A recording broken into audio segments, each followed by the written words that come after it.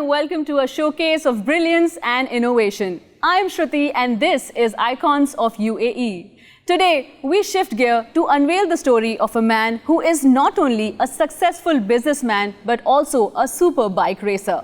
A man whose leadership philosophy kind of resonates with the open road, full of thrills, full of challenges, triumphs, and an intent of pushing boundaries. This man went from 0 to 200 quite literally, not only with his business but also with his racing, including organizing his very own super bike racing championship. Let's welcome Mr. Nasir Syed, founder of CHS and an ardent super bike racer. UAE is the place where one should try anything and everything. Our culture in Mangalore, once we finish our schooling and college, then we are straight away to the Gulf. I started my career with the accountant, but gradually I have seen colleagues, they go out in the business, they go out in the car, and what I was doing, sitting in the corner, that's how I ended up in Saudi. I was supposed to go to Bombay, my flight was via Dubai, flight was parked, and I decided to get down. Salesman to entrepreneur. I was a startup one day when 2003, I came up with my idea.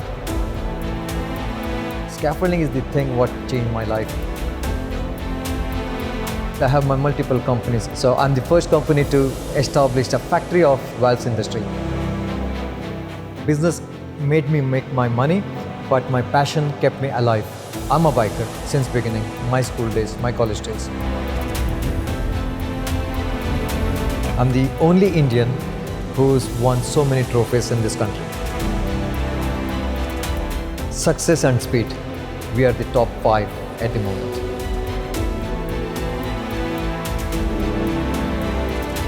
And I'm still growing, it's not the end.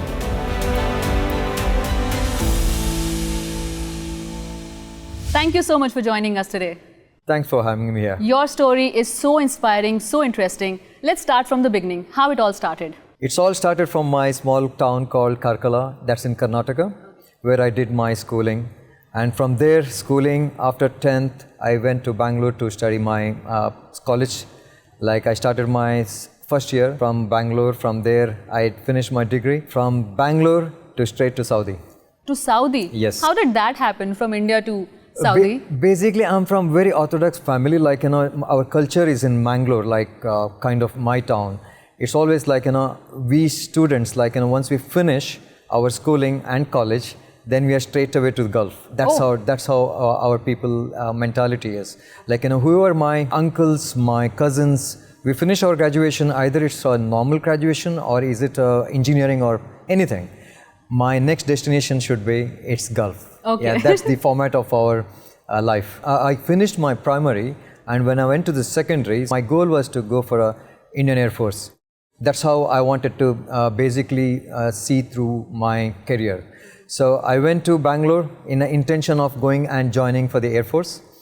But unfortunately, my dad was a bit kind of hesitant towards Air Force, which is basically, it's not because of I'm joining the Air Force, it's like speed. Oh, so okay. He didn't like it. Where I come from, like, I wanted to be speed all the time. But speed found you. Exactly. So other way around, like, I know where I'm going because it was, adrenaline is there in me since day one. Like, when I was a very small child, from then I was a cycle racer, bicycle racer, running race and everything to sport. So I was in Bangalore to pursue my Air Force. Then my dad didn't agree for it. He felt it's a bit dangerous. Then I had to go for my normal degree, which is BCom. I finished my BCom. From there, next was my results. I had to wait for the results. Then my dad is calling me, said, tomorrow is your interview in Bombay. You have to fly to Bombay.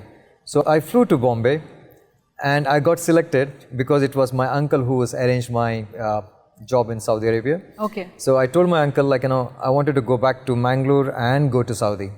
They said, okay, we'll give you 2 days time to go see your mom and your sisters. Then you will go to Saudi. From Saudi, what happened? From Saudi, it's again, like I joined as an accountant in a company where my uncle used to handle the company accounts, and he was a chartered accountant. And He wanted to me see as I'm also a kind of a chartered accountant type, because he mostly believe in finance and managerial type and everything. So I was working, I started my career in Saudi and it was very good. I was a chief accountant. I started my career with the accountant, but gradually I have seen people like colleagues, the sales guys, they go out in the business, they go out in the car and they come back with the smoking, where do you have lunch, we had there and here. And what I was doing, sitting in the corner and looking for the lost money where it is, and looking for the company. I didn't like it actually, accounts job, because I'm not the one who can sit in the office and work for full day. So then how did Dubai happen? Dubai is an interesting story again. I told my owners, like, I'm going for a vacation. I went to Bahrain. One of the Arab, he offered me a job in Bahrain. I took a job of accounts, then the sales. Then sales was different than what usual sales are. Like, people are going out. The hotel sales are different, completely different. I didn't like it. So I told my owner, like, I didn't like this job. So I wanted to go back home now. So that was a serious home, because I didn't want to go back to Saudi. And I was going to India. And now I'm in Bahrain. I lost the job on the same day. Almost lost the job, because I didn't lose the job. I didn't want to do that job. I was not satisfied with that job, what I have pursued. So I wanted to go to India, so my flight was via Dubai. Okay. I was supposed to go to Bombay, my flight was via Dubai. I took a via Dubai flight, I came to Dubai, flight was parked, and I decided to get down. What year was this? This was 96. 96 in 96. Dubai, my God. 96 in Dubai. I came down, I didn't know what to do. I had a Saudi visa because, as I told you, I was a kind of a fugitive. So I got in Dubai. I came and asked the immigration guy, like, I'm from Saudi and I have a visa Saudi. So he said, okay, fine, you can have a visa for 1 month visa. Oh, it's on arrival visa. So I was so happy that I'm in Dubai now. I called my cousin, see, I'm in airport. Can you come and please pick me up? So he came, he picked me up, he kept me in his house, and there I'm in Dubai. Then from Dubai, you started working here, or you went back after a few days? So I came to Dubai, I changed my CV on the first day itself. Okay. So I took my CV, I went to give it to all the doors in Dubai. I got the call next day, we want to call you for an interview. I went for an interview. I was 24 at that time, so got selected. Same day, I said, when should I come for a job? He said, immediately now. I said, okay, happy. Which is this company where you get a job in a day's time? It's a scaffolding company. It's a scaffolding company. Yeah, I didn't know anything about scaffolding. So I started my scaffolding sales since then, 96. So those days, like, I was working for someone. Now I'm working on my own. People are working for you. I can say, like, I don't want to say, like, people are working for me. We work as a team. Okay, so I always believe in working together, inclusivity. That's how we are so strong in the market. And we always say, like, the competitors we are the top 5 at the moment, as on today. Scaffolding is the thing what changed my life. Like, from where to my career, from salesman to entrepreneur. That's how it is. Like, my family have played a big role in supporting to the business. Hold that thought. We're going to explore that more right after this short break. Let's take a quick break and be back to continue the conversation with Mr. Nasir Syed right here on Icons of UAE. Welcome back to Icons of UAE. I am Shruti, and today we're talking to Mr. Nasir Syed. Now, they say that behind every successful man, there is a woman. Today, it is time to bring that woman to forefront. Let's talk to the wife, Mrs. Anila Nasir. Thank you so much for joining us today. Thank you, Shruti, for having me here. So, before going into break, you mentioned that your family played a very important role in your journey. How so? Please elaborate. Yes, very important. Why I'm saying very important is because every business required something. One is a support, one is a financial support. For my family, it's like, it was both. Okay. So I started the business. I thought, like, business will grow gradually, and immediately I wanted some money to pump into my business. So I sold my first property, which I had bought when I was in Saudi. Those my savings. My parents were saying, like, don't sell this property. This is your first property in your life, so don't sell this. I said, if I can sell this, I can make, if I'm successful, I can make 10 properties like this. Yeah. But if I don't, it will not let me grow. So they accepted. They said, okay, fine. So I started. From there, immediately after a few months, I could realize that, I need more money, because businesses started growing. So I still like, from where I'm coming from, like a background of my sales, saving and so and so, it was still not enough. Then immediately I was sitting with my wife, I was discussing with her like, now what? Like, I have done so much, I have brought this one to such a level. Now I can grow immediately, or it may take little time, but what is hindering me is a bit of finance. She said, I have an idea, I can do something for you. I said, what you can do for me? She said, I can sell my gold. Oh, wow. I was like, a kind of enigma within me, like, are you sure? Like, usually the ladies, just newly married, and she was talking about selling the gold. That needs something very gutsy, like, should trust a man that, what he is talking about. Yeah, absolutely. Now, you can say, like, what she have to say. Okay. Yeah, I mean, that was a very brave decision on your part. You offered it yourself. Why? What made you do that? Because I trusted him. Because I knew he can grow ahead and he can be a good businessman. Okay. So that's why I thought, I didn't think, I did not give a second chance. You didn't want to keep it as a safety net just in case something no, goes I wrong. hardly used to wear that. And I never liked gold or something like that. So I was like, okay, fine. If something is in making it She mean to say she didn't like the gold, that's why you gave me a gold? No. If it is a use for him, so why not? So I was like, okay, you can, because I had a trust in him. I can get that back, Yeah. I still wish she didn't get that back again till now, because I evaluate that particular moment of my life, like where I wanted. I told her, like, give me this gold. Okay, fine, that's good, so nice of you.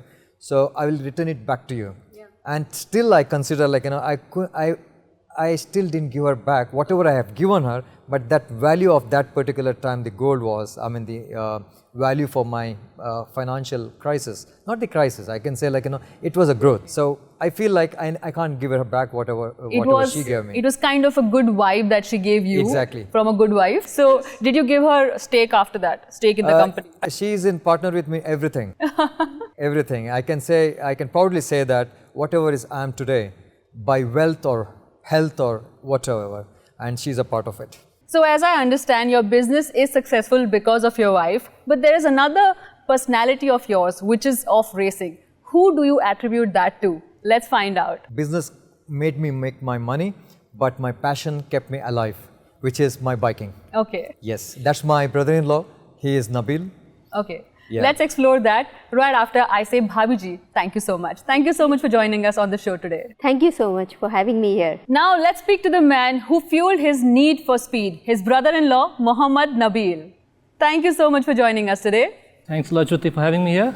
So as you said that you always wanted to be in Air Force, from that to racing track, how did that happen and what was his role? When I was a successful businessman already in 2005, so it was like, I was settled as a businessman, successful.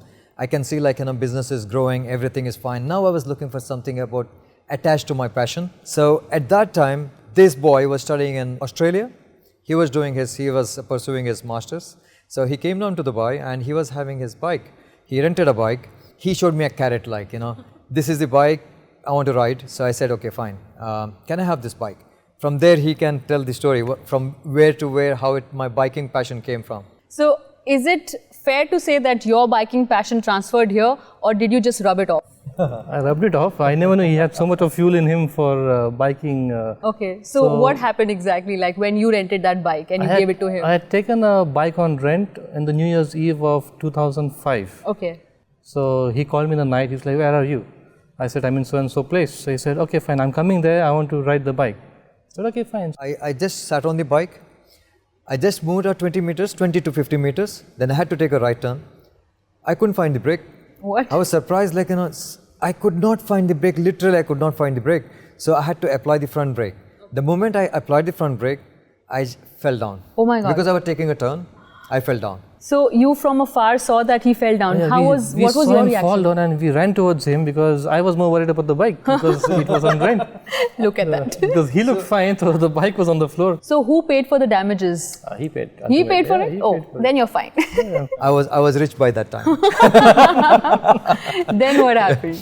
Then I wanted to buy a bike. Okay. Yeah, That made you buy a bike. All the story started from there. Then he got me a bike. Okay. So you got him his first bike. Yes. Look, I had a group of friends and they all had bikes. So did you not feel little bit of hesitation because it's so dangerous outside? No, because I like bikes, so I understand the feeling how it is. So I was happy that someone is buying a bike. Okay. So if he buys a bike, I can ride it. Yeah. So on road from that to racing track. Then I went with his friends to Fujairah, which is a hilly area here. It's a very nice road. So I took the bike there. So I loved the biking so much. The 600 bike, the power, the speed, the road, everything was so nice. I came back from Fujairah. I stopped my bike. I told him it's not safe anymore. I feel like definitely road is not good for me because of the speed of these bikes. And then he said, there is a place called Autodrome here. Okay. I never knew that before. So then it goes from here. And then obviously he heard a few stories which are not good. So I recommended him to go to Dubai Autodrome. So we went over there, I showed him the place. He was quite happy with that, Then I said I want to do the track days. Oh. So I wanted to do the track days, but I didn't have any friends. He had his group of friends who was doing the track day. And from there we started going to the track. And since then you have won a lot of trophies. Many.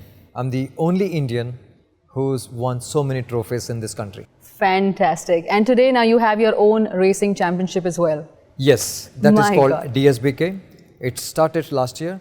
We came up with the IP called DSBK Racing. So we are doing the championship of DSBK Racing. This is for the entire country. The races come from all over the world. They race here, they participate for the championship. So I proudly say that's my IP, which is I'm going to invite you soon for that IP racing. So actually it's a good thing that you did not find your break, but we found ours. Let's take a short break and be back on Icons of UAE, where we do some fun stuff with Mr. Nasir Syed. Hello and welcome back to the final segment of today's episode of Icons of UAE. So Nasir, apart from your business and racing, what else do you do in your personal life? As you know, biking is my cult. Biking is my passion. Beside that, if anything is there, I was a cricketer too. Okay. Yes. So apart from cricket, do you play any other sport? Badminton, I like hiking and golf. I want to start golfing also because it's a slow game. But my plan is to pursue golf also. You will find a way to bring speed in that as well. I hope Maybe. so, yeah, I don't know. I should keep up speeding caddy. Yeah, absolutely.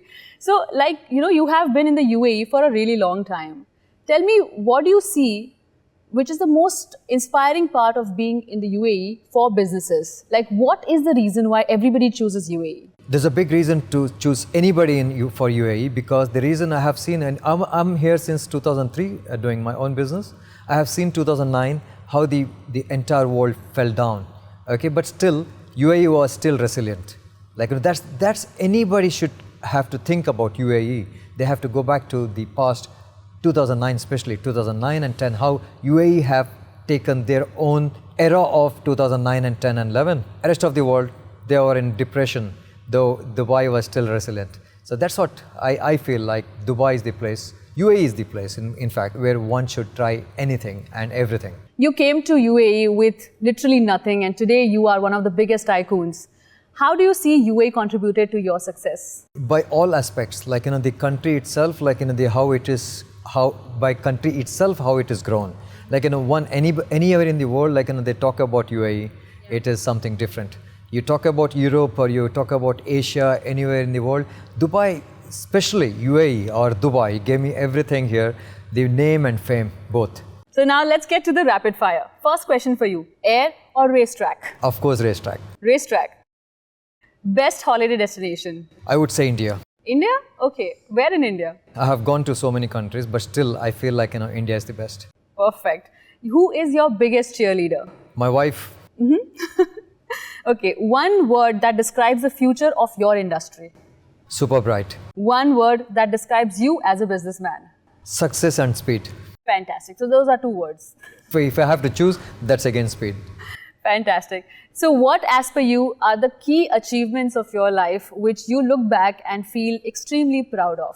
There are many achievements. Like, if I go back to see my past from then to now, there are a lot of achievements. Like, and I can say where I'm coming from, my humble background family, where my town is, and they started today telling me a story of my uncle. Like, he must be so much proud of me. Like, from where I came from, how did he taught me to learn the things from the day one. And my dad is so proud that I'm today, at least he have seen me like, and I'm growing, and I'm still growing. It's not the end. So there are a lot of achievements, like, I could give my children a very good education compared to rest of the world. I feel like, a lot of children, they come here, they talk about education in Dubai. That is fantastic. I have achieved my goals, like, making a small hut to the mansion where I live now. I'm super happy of that. And there are a lot of things, like, I made my companies. I have my multiple companies. I have my first manufacturing company of valves, which is none other. So I'm the first company to establish a factory of valves industry. Oh, so in the UAE? UAE, yes. It's in Kizad. There's the first factory through start of valves business for the water industry.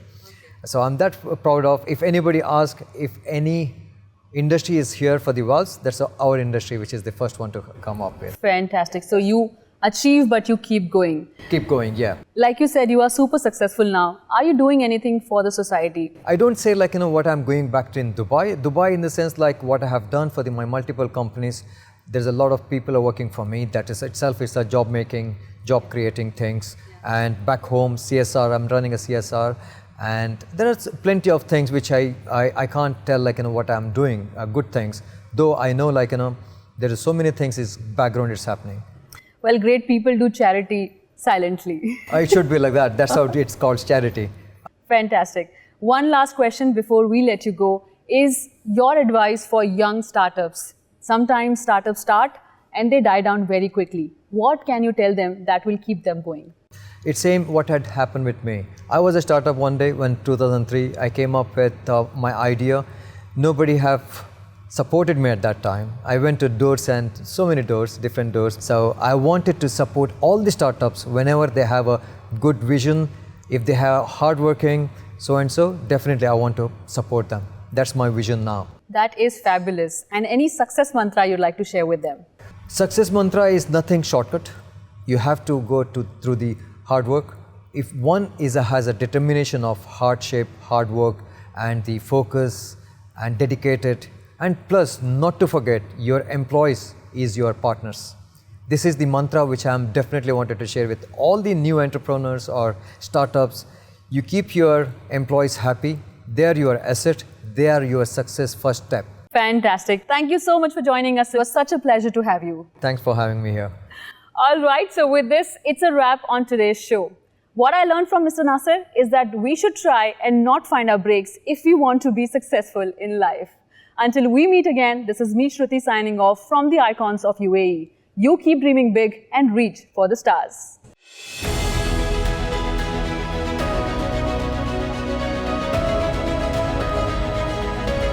So, Mr. Syed, we meet again. Congratulations. Thank you so much, Anjana. Nice to see you here. What races your heart more? Counting the money or the bike? In fact, counting the money is more, but biking is my passion. So I live up to my biking passion. A business is like a kind of a serendipity for me. It was not meant for me. So I started my business, but my passion was still for the biking. And I still have to say, like every time I say, if I have not a businessman, I would have been a biker. And I would have been world famous, and yet to learn the billionaires here who are sitting next to me, and like Rizwan Sarjan Bhai, sorry, and Datar Saab and all other dignitaries. Like, one day, inshallah, I'll be like them, sitting as a billionaire's chair, yet to become a billionaire. That's my dream. Well, it's very easy to race a bike, right? You press the Just start the accelerator. bike. But money. Give us one mantra before you guys leave here. Mantra kya hai? I just dream about the mantra, what you're talking about now. So this is what I'm dreaming every day. If I have that mantra with me, I would have been billionaire by this time. So I'm just hoping on for that. Inshallah, one day I said, like, I'll be a billionaire, yet to be that mark.